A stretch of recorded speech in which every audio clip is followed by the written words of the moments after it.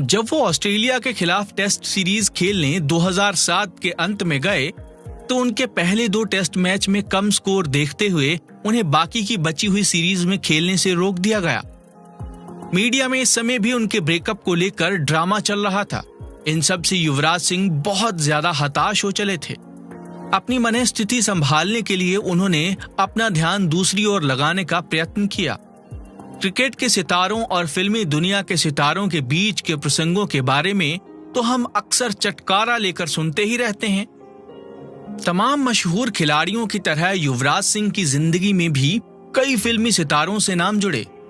कितने सच कितने झूठ ये तो वही जानते होंगे, लेकिन इनमें से कुछ नाम ऐसे हैं जिनके बारे में समाचारों में बहुत कुछ कहा गया, कई क्यास लगाए गए। इनमें से ही एक थी रिया सेन, जो मुनमुन सेन की बेटी हैं। ये दोनों एक पार्टी में एक दूसरे से मिले और वहीं से इन दोनों की बातचीत शुरू हो गई।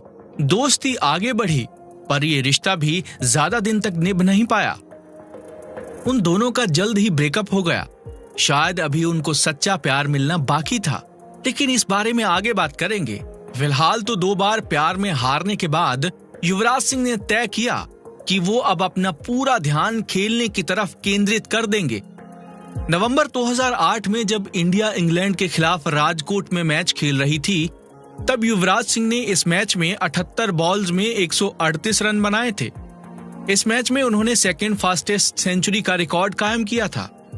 उन्होंने 64 बॉल्स में सेंचुरी खड़ी कर दी थी। हाफ सेंचुरी उन्होंने 42 बॉल पर बनाई थी और बाकी का 88 रन का स्कोर उन्होंने 36 बॉल में बना लिया था। और सोचिए, ये सब उन्होंने अपने पीठ में हो रहे दर्द के बावजूद किया, जिसकी वजह से गौतम गंभीर को उनका रनर बनना पड़ा। इसके बाद युवराज सिंह ने 118 रन 122 बॉल में बनाए और बॉलिंग में भी 4 विकेट लेकर झंडे गाड़ दिए। इसके बाद वाले मैच, जो कि इंदौर में खेला जा रहा था, उसमें युवराज सिंह ने 85 रन का स्कोर खड़ा किया और सचिन तेंदुलकर के साथ 163 रन की पार्टनरशिप भी बनाई, जिसके बल पर उन्होंने इंग्लैंड को दिसंबर 2008 के पहले टेस्ट में हरा दिया। ये चौथी सबसे बड़ी सफल रन चेज थी इंडियन क्रिकेट हिस्ट्री में। युवराज सिंह ने नेपियर टेस्ट में, जो न्यूजीलैंड के खिलाफ खेला जा रहा था, उसकी सेकंड इनिंग में 54 रन बनाए और इंडिया को जीत हासिल करवा दी, जिसकी वजह से इंडिया पूरी सीरीज जीतने में कामयाब हो गई। उनकी इस परफॉर्मेंस के लिए उनको 2008 में वर्ल्ड ओडीआई 11 क्रिक इन्फो का खिताब मिला। 2009 में भी उनकी परफॉर्मेंस को देखते हुए उनको world cup ODI 11 by ICC का खिताब भी मिला। इतनी सफलता के बाद युवराज सिंह के अंदर एक गुरूर आ गया था। इस गुरूर और घमंड ने उनको आलसी बना दिया था, जिस वजह से उनका फॉर्म खराब होने लगा था। यही समय था जब युवराज सिंह अपनी फिटनेस को भी नकारने लगे थे। टीम मेंबर्स और कोच से उनकी रोज रोज लड़ाई भी होने लगी थी।